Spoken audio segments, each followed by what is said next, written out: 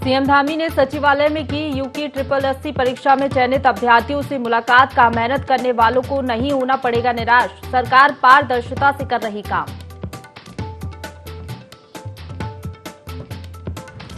राज्यपाल गुरमीत सिंह ने की ऑस्ट्रेलिया के उच्च आयुक्त से मुलाकात। आपसी सहयोग समेत विभिन्न विषयों पर हुई बातचीत। कई विषयों पर रणनीति बनाने पर की चर्चा।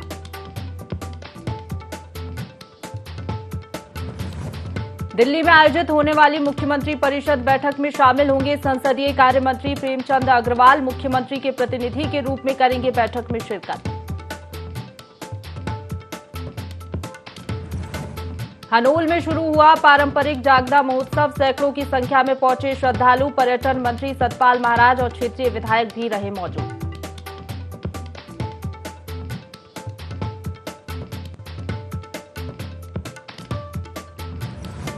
बीजेपी प्रदेश अध्यक्ष का पहला चमोली जनपद दौरा। कर्णप्रयाग पहुंचने पर कार्यकर्ताओं ने किया जोरदार स्वागत। प्रदेश अध्यक्ष ने जताया शीर्ष नेतृत्व का आभार।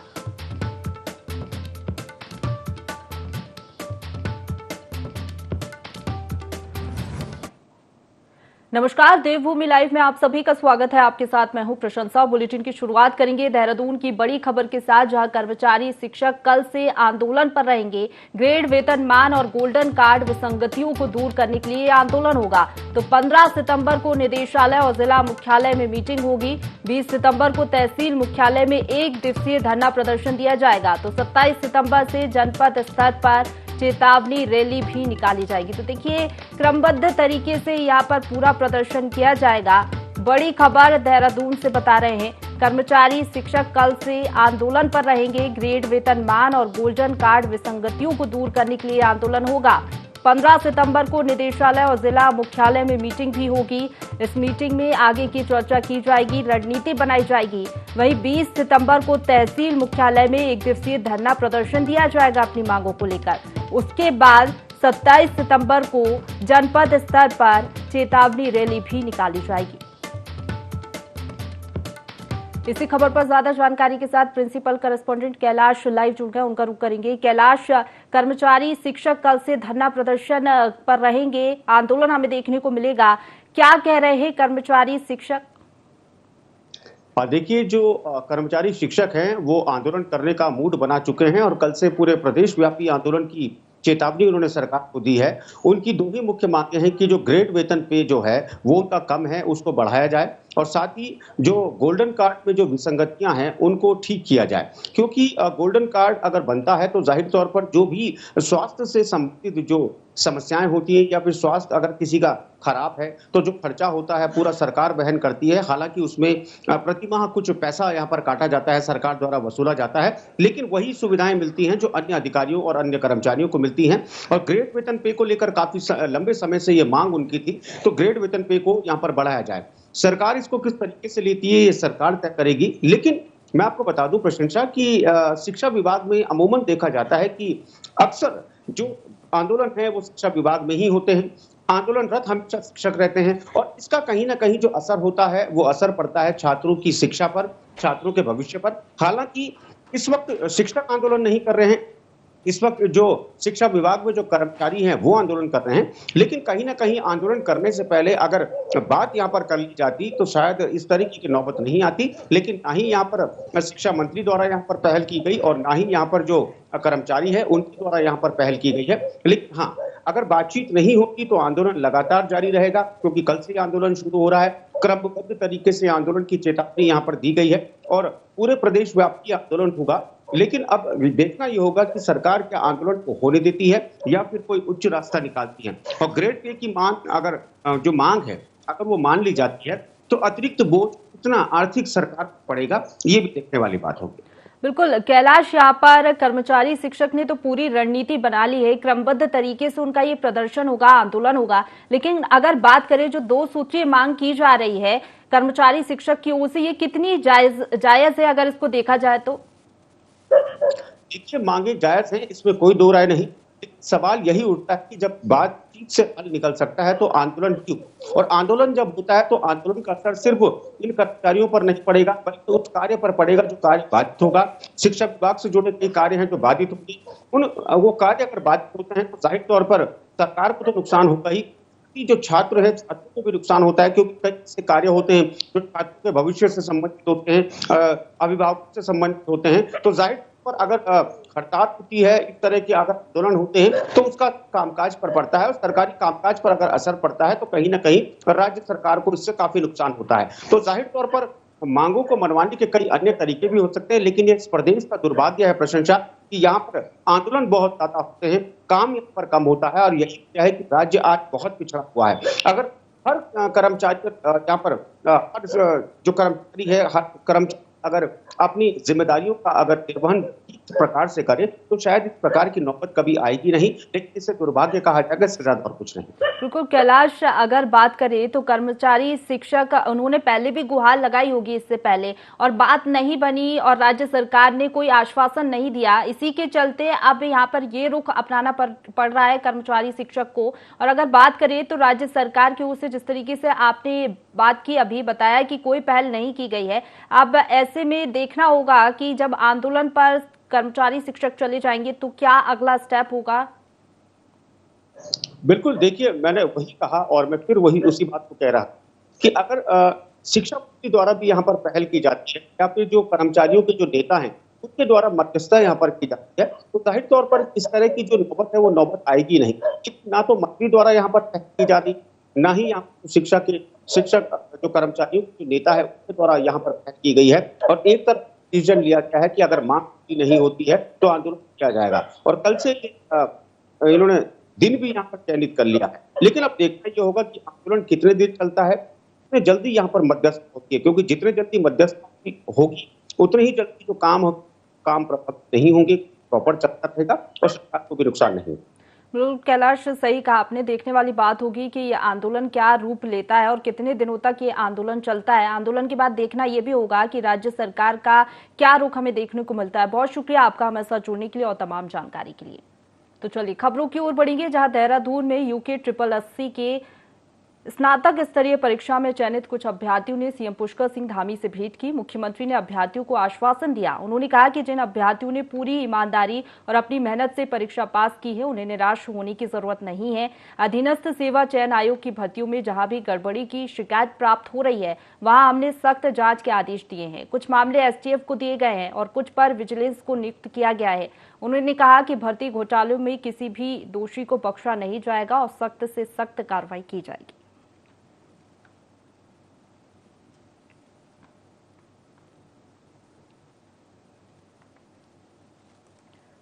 तो देहरादून से खबर है, जहां देहरादून में यूके 8080 के स्नातक स्तरीय परीक्षा में चयनित कुछ अभ्यर्थियों ने सीएम पुष्कर सिंह धामी से भेंट की। मुख्यमंत्री ने अभ्यर्थियों को आश्वासन दिया। उन्होंने कहा कि जिन अभ्यर्थियों ने पूरी ईमानदारी और अपनी मेहनत से परीक्षा पास की है उन्हें निराश नहीं होने दिया जाएगा।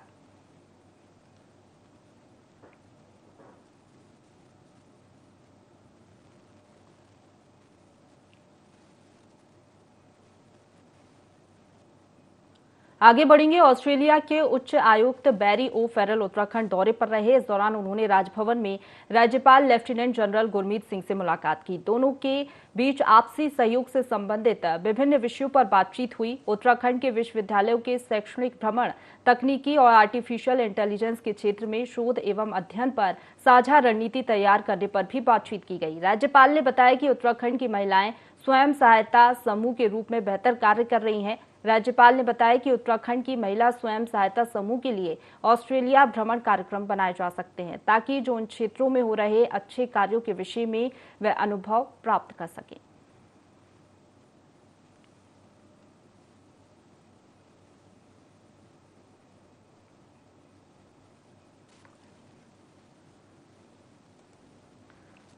तो देहरादून से खबर है, जहां ऑस्ट्रेलिया के उच्च आयुक्त बैरी ओ फेरल उत्तराखंड दौरे पर रहे। इस दौरान उन्होंने राजभवन में राज्यपाल से मुलाकात की। दोनों के बीच कई विषयों पर बातचीत हुई। उत्तराखंड के विश्वविद्यालयों के शैक्षणिक भ्रमण, तकनीकी और आर्टिफिशियल इंटेलिजेंस के क्षेत्र में शोध और अध्ययन पर साझा रणनीति तैयार करने पर भी बातचीत की गई।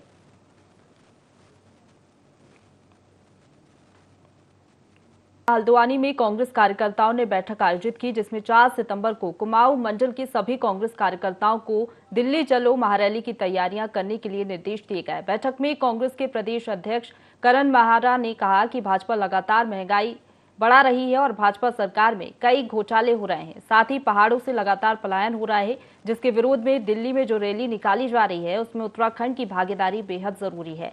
वहीं इस मौके पर हल्द्वानी के विधायक सुमित, नेता प्रतिपक्ष यशपाल आर्य, संजीव आर्य समेत कांग्रेस पार्टी के कई पदाधिकारी मौजूद रहे। महंगाई और बेरोजगारी के खिलाफ ये रामलीला मैदान दिल्ली में होनी है, जिसमें पूरे देश से कांग्रेस के सभी कार्यकर्ता, जागरूक नागरिक उसमें भागीदारी कर रहे हैं। और ये लोकतंत्र का एक महत्वपूर्ण हिस्सा है कि विपक्ष जो है लगातार राष्ट्र के संग हो रहे जो धोखे हैं उसके विरोध में सरकार को चेताने का काम करे, उसी के उपलक्ष्य में ये कार्यक्रम है। आगे बढ़ेंगे। उत्तराखंड विधानसभा में हुई भर्तियों को लेकर पूर्व सीएम हरीश रावत का बड़ा बयान सामने आया है। रावत ने कहा कि किसी असरदार व्यक्ति के रिश्तेदारों को दी गई नियुक्ति भले ही नियमों से हुई हो, लेकिन वो न्याय संगत नहीं है। ऐसे में इन भर्तियों को रद्द करना चाहिए। रावत ने कहा कि विधानसभा अध्यक्ष गोविंद सिंह कुंजवाल के कार्यकाल और प्रेमचंद अग्रवाल के कार्यकाल में हुई भर्तियों में अंतर है। हमारी सरकार के कार्यकाल में विधानसभा में भर्तियों को लेकर सभी विभागों से परामर्श लिया गया था, जबकि भाजपा के समय प्रेमचंद अग्रवाल के स्पीकर रहते ऐसा नहीं हुआ। उन्होंने कहा कि सीएम पुष्कर सिंह धामी को सभी विधानसभा अध्यक्षों के कार्यकाल की जांच करनी चाहिए। विधानसभा में नियुक्तियां करीब करीब एक ही पैटर्न पर हुई। जिस समय विधानसभा बनी, हमारी विधानसभा, मैं समझता हूं कि बहुत लंबे समय तक, यहाँ तक कि 2016 तक भी ऑफिन में थी, बन रही थी। तो बनते वक्त में लोगों ने अपनी विजडम में, उस समय के जो नेतागण थे, उन्होंने कहा कि तदर्थ नियुक्ति का अधिकार, और जब आप एक पॉलिटिकल आदमी वो अधिकार अपने में लेता है सिस्टम के बजाय, तो उसमें दबाव बहुत काम करते हैं। कोई आवश्यक नहीं कि पैसे में नियुक्तियां की गई। यदि किसी स्पीकर के ऊपर यह आरोप आता है कि उसने पैसा लेकर के नियुक्तियां की हैं, तो उस स्पीकर को हैंग कर दिया जाना चाहिए। उसने राज्य के स्पीकर का पद कोई छोटा पद नहीं होता है। किसी भी स्पीकर के समय में यह आता है कि उसने पैसा लिया है और पैसा लेकर के नियुक्ति की है, तो उनको दंड मिलना चाहिए। चीफ मिनिस्टर ने किसी ने पैसा लेकर के नियुक्तियां करवाई हैं, उसको दंड मिलना चाहिए। कालाढूंगी के नया गांव में हाथियों के झुंड ने किसानों की गन्ने की फसल को भारी नुकसान पहुंचाया है। नुकसान का जायजा लेने सहकारी गन्ना समिति के चेयरमैन प्रताप सिंह सिद्धू पहुंचे। नुकसान का निरीक्षण कर उन्होंने किसानों से बातचीत की और मुआवजा दिलाने का आश्वासन दिया। बता दें कि हाथियों ने नया गांव में बन्ना खेड़ा रेंज अंतर्गत आने वाले क्षेत्र में सागर रेस्टोरेंट में तोड़फोड़ कर दी थी। साथ ही गन्ने की फसल को भी नुकसान पहुंचाया था। सागर रेस्टोरेंट स्वामी सूरज बुधला कोची ने बताया कि रात्रि को हाथियों के झुंड ने यहां धावा बोल दिया था, जिसके बाद गांव वालों ने मिलकर हाथियों के झुंड को भगाया।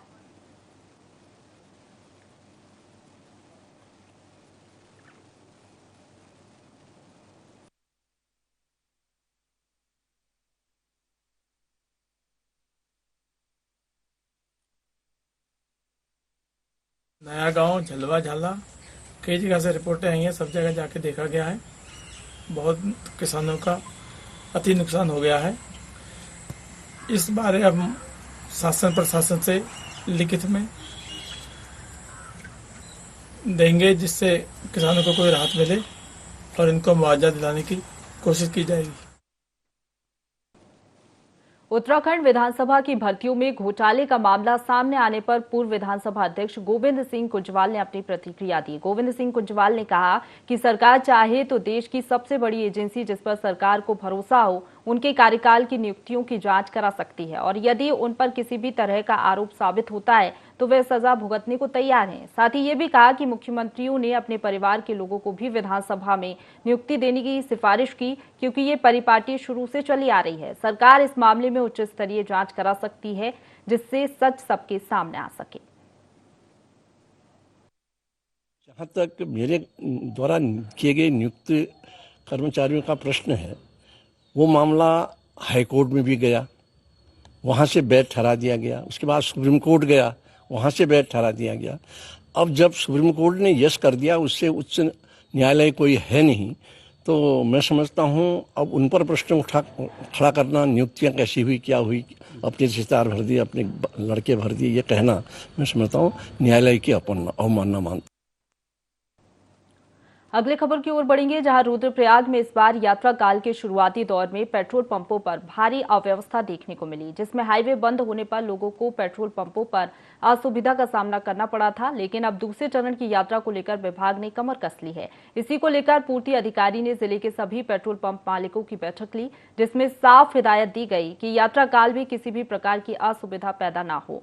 इसके लिए हर समय क्षमता के अनुरूप पेट्रोल और डीजल उपलब्ध रखें। यदि जनता को अनावश्यक परेशानियों का सामना करना पड़ा तो संबंधित के खिलाफ कार्रवाई की जाएगी। इसके साथ ही एयर पंप मशीन भी हर हाल में लगानी होगी।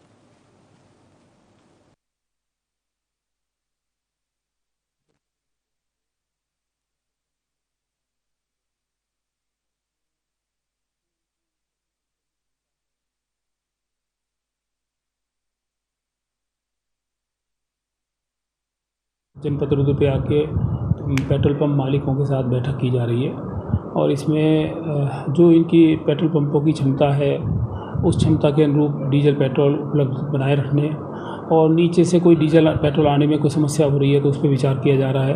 तो हमारा फोकस होगा कि जो यात्री आ रहे हैं, तीर्थ यात्री आ रहे हैं, उनको हम ज़्यादा से ज़्यादा सुविधाएं दें। इसी दृष्टिगत के भाई ये भीड़ ना लगे, जाम ना लगे, लंबी लाइन ना लगे, इसी के दृष्टिगत आज जो है समीक्षा बैठक की गई है कि जो इनकी कैपेसिटी है, जितनी क्षमता है इनकी पेट्रोल पंपों पर, टैंकों की क्षमता है, उसके अनुरूप वहाँ पर डीजल और पेट्रोल हर समय उपलब्ध रहे। लोहाघाट के प्राथमिक विद्यालय मडवा में छात्रों के भविष्य के साथ खिलवाड़ हो रहा है। स्कूल में शिक्षकों की कमी के चलते छात्र छात्राओं को पढ़ाई में काफी दिक्कतों का सामना करना पड़ रहा है, जिससे ग्रामीणों में भी काफी आक्रोश है। ग्रामीणों ने कहा कि 1 से लेकर कक्षा 5 तक शिक्षा विभाग ने एक ही शिक्षक को तैनात किया है। ग्रामीणों ने स्कूल में शिक्षकों की तैनाती, जर्जर भवन और शौचालय की मरम्मत की मांग को लेकर डीएम चंपावत नरेंद्र सिंह भंडारी से गुहार लगाई थी, पर इस पर अभी तक कोई संज्ञान नहीं लिया गया है। गांव में बच्चों के लिए कोई सुविधा नहीं है, पढ़ने के लिए मास्टर लोग नहीं है। एक ही मास्टर है, वो क्या क्या करेगा। हमको मास्टर की भी जरूरत है। यहाँ बहुत है, यहाँ पे बहुत गंदगी भी फैली हुई है, घास भी है, उसके लिए भी हमको जरूरत है। स्कूल के पास बहुत सफाई होनी चाहिए। बच्चों के लिए कोई पढ़ाई के लिए कोई सुविधा ही हमको जरूरी चाहिए सुविधा। यहाँ की प्राइमरी स्कूल की स्थिति बहुत ही खराब है। 7 साल से एक ही टीचर है जो दोनों जगह को संभाल रहा है। मौखिक रूप से लिख के और बोल के किसी ने कोई जवाब नहीं दिया, और अगर आगे को इसकी सुनवाई नहीं की गई तो हम शासन प्रशासन हम आगे को जाएंगे। इसकी जिम्मेदारी शासन प्रशासन की होगी। हल्द्वानी के बरेली रोड पर लगने वाले शनि बाजार को ठेकेदार के हाथों सौंपने का निर्णय भले ही नगर निगम ने ले लिया हो, लेकिन शनि बाजार व्यापारी जन उत्थान समिति से जुड़े व्यापारियों का विरोध लगातार जारी है। पिछले 13 जुलाई से व्यापारी धरने पर बैठे हैं, जहां व्यापारी पहले की तरह नगर निगम से तय बाजारी वसूलने और ठेका निरस्त करने की मांग पर अड़े हुए हैं। दूसरी तरफ नगर निगम अपने फैसले से पीछे हटने को तैयार नहीं है। इसी कड़ी में पूर्व विधायक नारायण पाल की अगुवाई में व्यापारी नगर निगम दफ्तर की सीढ़ियों पर बैठ गए। इस दौरान निगम के खिलाफ जमकर नारेबाजी भी की गई। विरोध प्रदर्शन के बीच नगर आयुक्त ने 2 टूक कहा कि निगम की आय बढ़ाने के उद्देश्य से शनि बाजार का टेंडर ठेकेदार को दिया गया है, जहां 40 रुपए से लेकर 300 रुपए तक का शुल्क वसूला जाएगा। शनि बाजार के निर्णय को निगम किसी भी सूरत में वापस नहीं लेगा। 13 तारीख से धरना हमारा चल रहा है। पहले हफ्ते बाजार में चल रहा था, वहां से हमें बल द्वारा उखाड़ के फेंक दिया गया और हम आगे बुद्ध पार्क में धरना चलने के बाद आज 14-15 दिन होने जा रहे। एक अधिकारी हमारे पास नहीं पहुंचा, एक कर्मचारी हमारे पास नहीं पहुंचा, न हमारे पास मेयर साहब पहुंचे।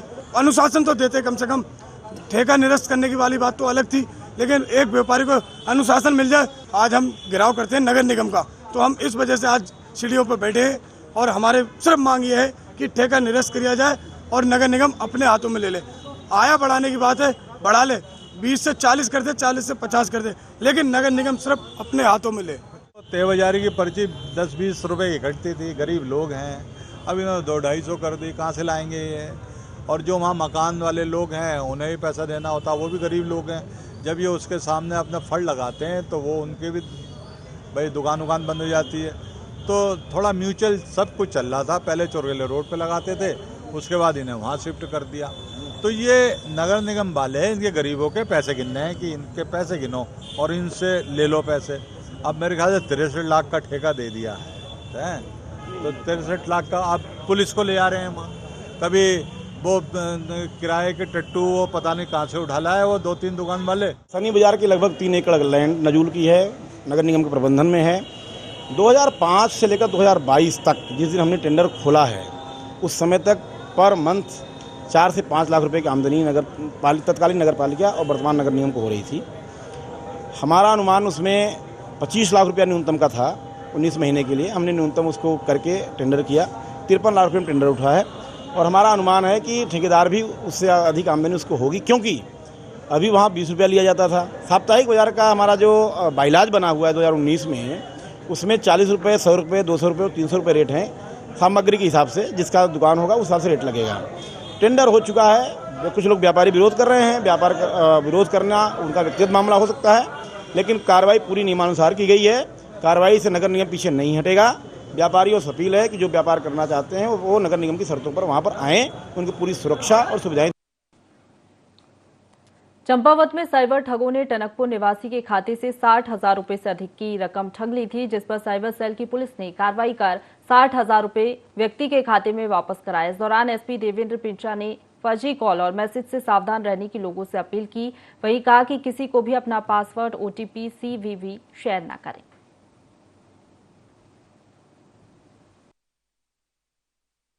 मेरा नाम हेमराज है, मैं चिन्नीगोट का रहने वाला हूँ। मेरे साथ फ्रॉड हो गया था। साइबर सेल की मदद से मेरे 60,000 रुपये वापस आ गए हैं।